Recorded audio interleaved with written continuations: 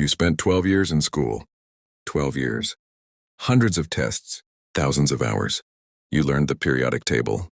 You learned the French Revolution. You learned how to calculate the circumference of a circle you will never need to measure. And then you walked out into the real world. And nobody, not one teacher, not one curriculum, not one single class, had ever taught you how money actually works. Not how to earn it beyond trading your hours for a wage. Not how to make it grow while you sleep. Not how to think about it the way wealthy people think about it. Not the philosophy behind it. Not the psychology beneath it. Not the invisible rules that govern who keeps it and who loses it. Nothing. And here is the most dangerous part. You didn't know what you didn't know. You walked out of those school doors believing you had been prepared, believing the system had equipped you, believing that if you just worked hard enough, showed up consistently enough, played by the rules long enough, the money would come, the security would come, the life would come. But Jim Rohn, a man who went from earning $50 a month as a farm laborer to becoming one of the most influential financial philosophers of the 20th century, saw through it. He saw the lie. And today, we are going to tell you exactly what he found. In 1955, a 25-year-old man stood on the porch of his small rented home in Idaho. Embarrassed, a Girl Scout had knocked on his door. She was selling cookies for her troop. She was earnest and bright-eyed and entirely innocent of what she was about to witness. The young man reached into his pocket. He checked every pocket. He looked at the coins he found and realized he did not have enough money to buy a box of cookies from a child. He smiled awkwardly. He made an excuse.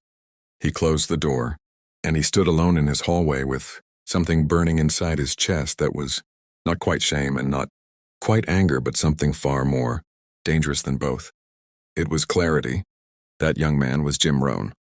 And in that moment, standing in a rented house, broke at 25, unable to afford cookies, he made a decision that would alter the entire trajectory of his life. He decided that the problem was not his circumstances. The problem was not the economy. The problem was not his employer or his upbringing or his luck. The problem was his thinking. And his thinking about money, specifically, had been shaped entirely by people who themselves had never escaped financial mediocrity. His school had never taught him. His community had never modeled it. The culture around him had never spoken it plainly. He had inherited a financial philosophy built for survival, built for getting by, built for keeping your head just barely above the water and calling that a life. And standing in that hallway, Jim Rohn decided he was done surviving. He was going to learn the secrets that school never taught. But let me tell you what those early years actually looked like. Because we have a habit of skipping the darkness when we tell the stories of successful people. We jump to the breakthrough and skip the breaking. And that is a disservice to everyone who is still in the middle of their own dark season. Jim Rohn worked. He worked hard. He showed up. He did everything the conventional wisdom told him to do. Get a job. Keep the job. Be grateful for the job. Don't make waves. Don't dream too loudly. Don't want too much. And what did conventional wisdom give him? Debt, frustration, a growing gap between the life he imagined and the life he was actually living. A quiet, persistent anxiety that never fully went away. The kind that sits behind your eyes when you're trying to sleep. The kind that follows you into every conversation about the future. You know this feeling. Some of you know it intimately. That low-grade financial dread that never announces itself, dramatically but never fully leaves either. The moment you check your account, balance and look away before the number fully registers. The way you calculate every single time whether you can afford something before you allow yourself to want it. That was Jim Rohn for years. And the cruelest part was this. He was not lazy. He was not reckless. He was not foolish. He was doing exactly what he had been taught to do. He was following the script precisely. And the script was failing him. Because nobody had told him the truth. Nobody had sat him down and said, the way you currently think about money will keep you broke no matter how hard you work. Your habits around money are not neutral. They are either building wealth or destroying it. And there is no middle ground. The financial beliefs you absorbed in childhood are running your adult life like invisible software. And most of that software has a virus in it. Nobody told him that poverty is not just a condition of the bank account. It is a condition of the mind first, and that the mind can be changed, that the philosophy can be replaced, that the invisible rules governing your financial life can be learned, unlearned, and rebuilt from the foundation. Nobody told him, so he had to find out for himself. The turning point came in the form of a man named Earl Schoaf. Schoaf was a successful entrepreneur and businessman who crossed paths with the young Jim Rohn and said something that cracked his world open. He said this: "Jim, if you want things to change, you have to change. If you want things to get better, you have to get better. Don't wish it was easier. Wish you were better." Simple words. Words you may have heard before. But for a 25-year-old man standing in the ruins of his conventional thinking, they landed like a thunderbolt. Because for the first time, someone was telling him that the answers were not outside of him. The economy was not his destiny. His past was not his prison. His current bank balance was not his final verdict. The answers were in his philosophy, in his daily habits, in the invisible beliefs he carried about what money was, what it meant, who deserved it, and how it moved through the world. Schoaf became his mentor, and under that mentorship, Jim Rohn began to study, not the stock market, not complex financial instruments, not the technical mechanics of investment, but something far more foundational. He began to study the philosophy of prosperity, the mindset of abundance, the daily disciplines of people who built lasting wealth versus people who earned money and immediately watched it disappear. And what he discovered changed everything, not just for him. For the millions of people he would go on to teach across 5 decades of speaking, writing, and mentoring, for a young man named Tony Robbins who sat in his seminars and carried those lessons into a career that transformed millions more. For every person who ever sat in a room with Jim Rohn and walked out seeing money and life differently, the secrets schools never taught. He found them. He lived them. And today we share them with you. The first secret: work harder on yourself than you do on your job. Jim Rohn said this so many times in so many rooms that it became one of the defining philosophies of an entire generation of achievers. And yet most people hear it and nod politely and then go home and do nothing with it. So let us sit inside it for a moment and actually feel what it means. Your job will pay you the minimum amount required to keep you from quitting. That is the economic reality of employment. The market pays for value delivered. And if the value you currently deliver has a ceiling, if your skills, your knowledge, your thinking, your capacity are capped at a certain level, then your income has a ceiling too. Most people respond to this reality by working harder at the job. More hours, more effort, more sacrifice poured into the same limited vessel. Jim Rohn said, work harder on the vessel. Read more, learn more. Develop skills that the marketplace values more. Expand your capacity to think, solve, lead, create, and deliver value at a level that commands a higher return. Think about what happens when you pour the same water into a larger vessel. It holds more. It becomes more. The water didn't change. The container did. The secret schools never taught you is that your income is almost always a direct reflection of your personal development. Not your effort, not your hours, your development. And development is a choice you make every single day. In the books you read or don't read, in the conversations you seek or avoid, in the skills you build or neglect. The school system taught you to pass tests. Jim Rohn taught something different. He taught that the most valuable education in the world is the one you give yourself, every single day, for the rest of your life. The second secret: learn to work for profit, not just wages. This one is where the philosophy of Jim Rohn cuts sharpest, and it is where most people experience the deepest discomfort. We were trained for wages, trained to exchange time for money at an agreed rate. And there is nothing inherently wrong with wages. They pay the rent, they keep the lights on. They are the foundation of a functioning life. But wages alone will never make you wealthy. Jim Rohn was blunt about this. He said that wages will make you a living. Profits will make you a fortune.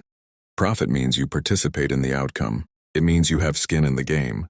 It means somewhere in your financial life, through a side business, an investment, a skill turned into a service, an asset that grows, you have positioned yourself to benefit from value creation rather than just value delivery.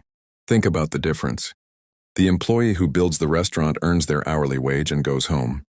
The owner who hired them earns a percentage of everything the restaurant produces, including during the hours the owner is sleeping. Now, this is not a condemnation of employment. It is an invitation to think beyond it, to ask yourself, where in my financial life am I building something that produces for me? Where am I planting seeds that will bear fruit beyond my immediate hours? Jim Rohn planted that question in thousands of minds, and the people who truly heard it, who sat with it, who let it disturb their comfortable assumptions, those are the people who eventually crossed from surviving to building. The third secret: learn the difference between an expense and an investment. Schools taught us to manage expenses. Keep them low.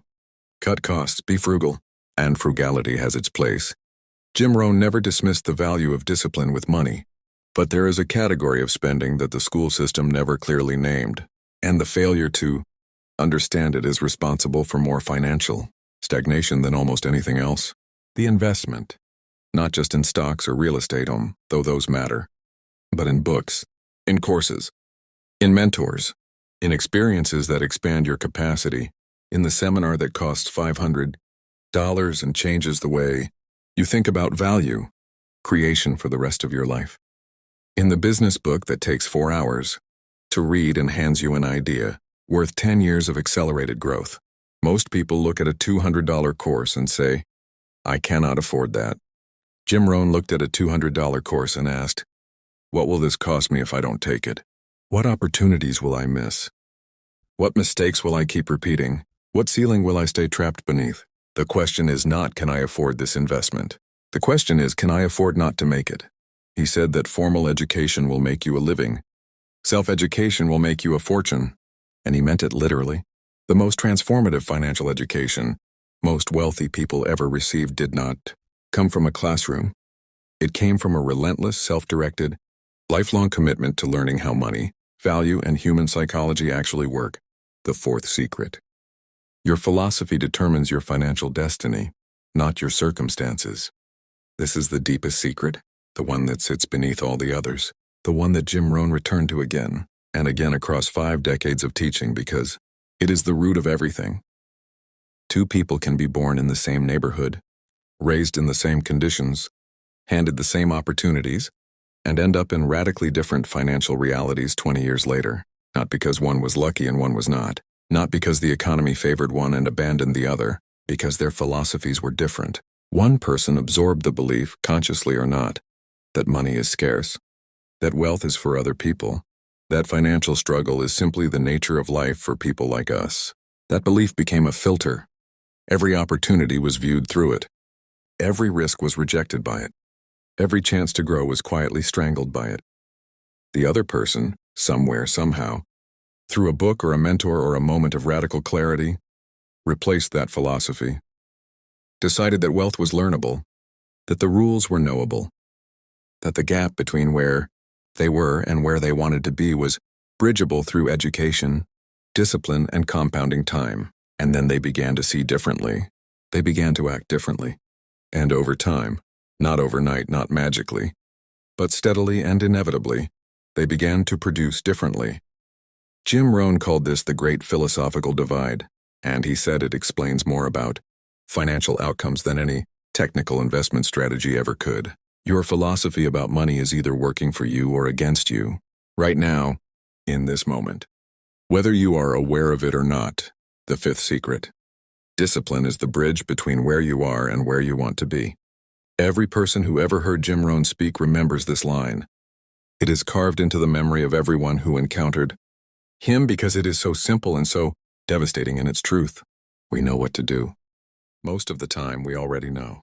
We know we should save a portion of every dollar that passes through our hands. We know we should invest before we spend. We know we should read the book, take the course, build the skill, have the hard conversation about money with ourselves. We know. But knowing and doing are separated by a bridge. And that bridge has one name: discipline. Not the dramatic, explosive, heroic discipline of movies and highlight reels. The quiet, unglamorous, daily discipline of doing the small things consistently when no one is watching and no one is applauding and nothing dramatic is happening. Jim Rohn saved 10 cents of every dollar he earned. Even when 10 cents felt like nothing, he read every day. He journaled every day.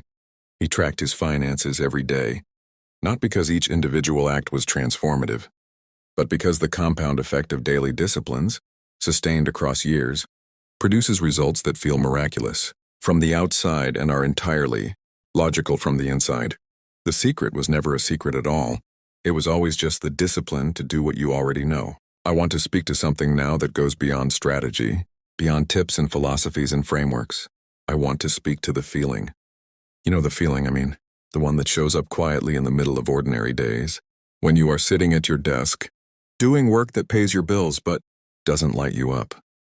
When you are watching other people build things, create things, accumulate things, and something inside you whispers that you were meant for more than this, not arrogantly, not selfishly, just honestly, just the quiet, persistent, aching sense that there is a version of your life that is richer, not just financially, but fully, and that you have not yet arrived at it. Jim Rohn felt that, standing in his hallway at 25, closing the door on a Girl Scout. And the reason his story matters is not because he became wealthy. Wealth is not the point. The point is what the journey required of him. The point is what he had to confront, unlearn, rebuild, and recommit to, day after day, year after year, to close the distance between the life he was living and the life he was capable of living. He had to decide that his financial education was his own responsibility, not his school's, not his employer's, not the government's, his. He had to decide that the invisible beliefs running his relationship with money were not permanent, that they had been installed and they could be updated, that the software could be rewritten. He had to decide, in 1,000 small moments across a lifetime, to choose discipline over comfort, investment over consumption, growth over stagnation. And here is the thing that breaks my heart and fills it at the same time. He was not exceptional. He was not a genius. He did not have advantages that you lack. He was a farm boy from Idaho who stumbled into the right mentor at the right moment and had the courage, the rare, precious, world-changing courage, to actually apply what he learned. That is all. That is all it ever was. A decision to learn the secrets that school never taught. A decision to take that learning seriously. A decision to act on it daily, consistently without waiting for the perfect moment or the perfect conditions or the perfect version of himself to arrive first. And if he could do it from a rented house in Idaho with empty pockets and a bruised pride, what is your excuse? I ask that not with cruelty. I ask it with love. With the love of someone who wants you to feel the full weight of what is possible for you and the full weight of what you are, leaving on the table every day you choose not to begin. Here is what I am asking you to do with this moment. Not tomorrow. Not after the next paycheck. Not when things calm down or the timing improves or you feel more ready. Today, I am asking you to pick up one book about money. One real book, written by someone who built something real, and read it. Not skim it, read it. Sit with it. Let it disturb your current thinking. The way Earl Schaff disturbed the thinking of a 25-year-old Jim Rohn who thought he already understood how the world worked. I am asking you to look honestly, without self-judgment, but without self-deception, at your current financial philosophy. What do you believe about money? Where did those beliefs come from? Are they serving you? Are they building something? Or are they the invisible inheritance of people who themselves never broke free? I'm asking you to find your mentor, your Earl Schaff. Maybe it is a person in your life. Maybe it is a book. Maybe it is a channel, a podcast, a community of people who take their growth seriously. But find the voice that tells you the truth that school never did, and listen to it daily, intentionally, with the seriousness it deserves. Jim Rohn spent 50 years giving people the education that their formal schooling failed to deliver. He did it in church halls and conference rooms and audio tapes and books that are still selling and still changing lives. Decades after his passing in 2009, he gave us the map. But a map means nothing if you refuse to move. You were not born to spend your entire life trading time for money and calling it a life. You were not designed for financial anxiety as a permanent condition. You were not meant to look at your bank account the way you look at a wound, quickly, with a wince, hoping it heals on its own without you having to do anything painful to treat it. You were built for more than that. Jim Rohn knew it. Earl Schoaf knew it about Jim Rohn before Jim Rohn knew it about himself. And I am telling you now as plainly as I know how to say it. Someone needs to know it about you. And that someone needs to be you. The schools failed you. That chapter is over and it cannot be rewritten. But the chapter you are in right now, the one being written today, in the choices you make, in the books you open, in the mentors you seek, in the philosophy you decide to build from this moment forward, that chapter is entirely yours.